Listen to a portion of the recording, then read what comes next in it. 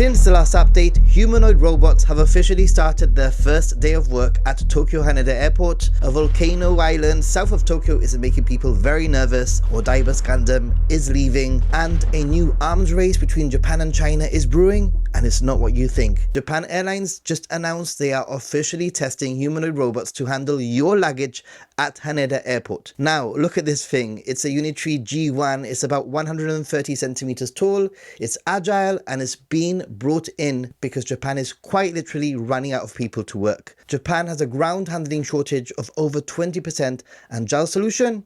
Hire the droids. They are starting with cargo containers, but soon they'll be cleaning cabins and who knows, guiding planes.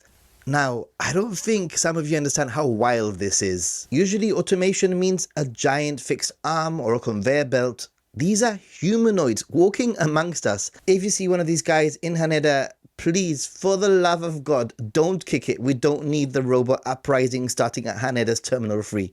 Oh, and a friendly reminder not to travel with your robot. Moving on, because while the robots are moving into the airport, a legend is moving out of the city. We just got the official word that the life-size Unicorn Gundam in Odaiba is being removed. This thing has been the symbol of Odaiba City since 2017, and frankly, I can't imagine Odaiba without it. But it's officially concluding its exhibition at the end of August 2026. Now look, they haven't said exactly why they're tearing it down, but Bandai did hint at something called the Gundam Landmark concept coming soon. This is supposed to be a new attraction for fans worldwide, so let's hope that the new concept comes soon, and I'll update you as soon as I know more information, so it's definitely worth turning on your notifications. Next, if you look closely, something weird is happening at the konbini. The snacks are losing their color. Calbee, the giant of Japanese snacks, just announced they are switching 14 of their most popular products,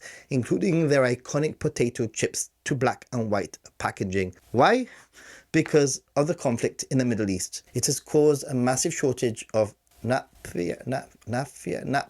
I couldn't say it in the last update video. I doubt I'll get it right this time. Naphtha.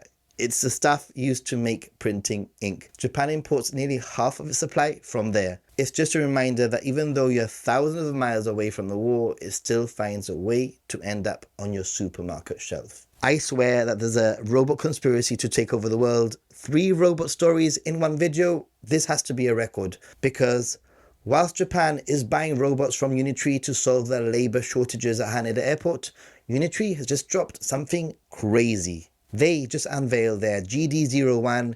It is one of the world's first production-ready manned robot suits.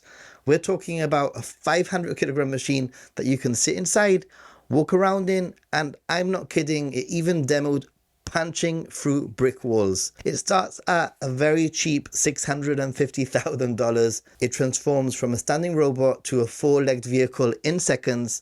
It's wild because Japan has been the Mecha king for 40 years, but they just got beaten to the punch on a mass-produced pilotable suit by a startup in China. The reaction on Japanese social media has been insane. People are literally saying, this should have been ours. It's the start of a complete robot arms race, and Japan is feeling the heat. Moving on, we just saw the end of the massive wildfire in Iwate, the second biggest in decades, and now all eyes are on the south because Suwanosejima volcano has been rumbling with high seismic activity and incandescent magma spots. So if you're traveling deep south this month, keep an eye on those ash clouds.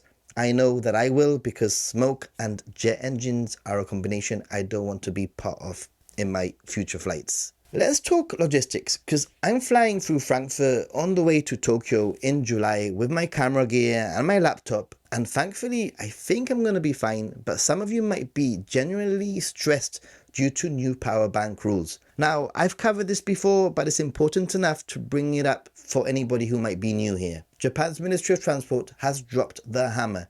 You can no longer use your power bank during your flight, and if yours doesn't meet the PSC safety standards and you violate the rules, you can be fined for up to 1 million yen. That's around $7,000. I've been checking the labels and the information on my gear just to make sure I'm okay, because the thought of an official seizing my camera power sources was stressing me so much. So Check out your labels now. Moving into the future, your face is officially now your new boarding pass, because JAL and the team at Haneda Terminal 3 just pulled off a world first, proving you can now board and transfer international flights using nothing but facial recognition. They just ran a successful demo on a route from Tokyo to London via Hong Kong, and here is why it's a massive deal. It's the first time digital identity has worked across different airports and mobile wallets seamlessly. Essentially, your boarding pass is converted into a digital certificate on your phone. From there, the cameras do the work, whether it's Face Express at Haneda or Flight Token in Hong Kong. The systems are finally talking to each other. It's a beginning of a totally contactless journey where you never have to fumble for papers at the gate. It's a huge step into the future of travel where your smartphone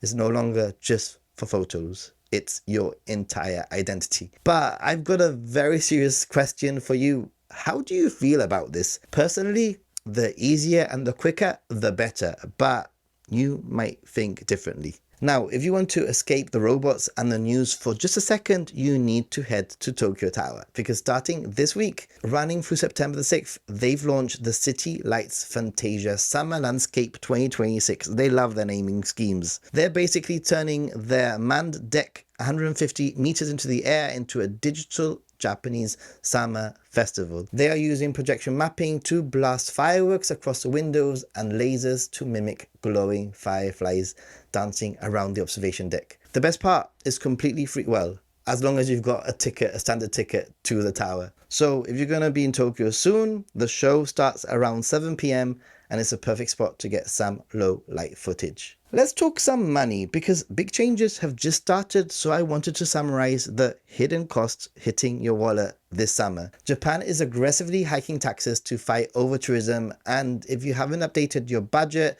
you might be caught out. We have the Sayonara tax. Starting on July the 1st, 2026, the international departure tax is tripling. It's jumping from 1,000 yen to 3,000 yen per person. It's added to your ticket automatically, so you might not even realize. Then we have Kyoto has restructured its accommodation tax into a 5-tier system.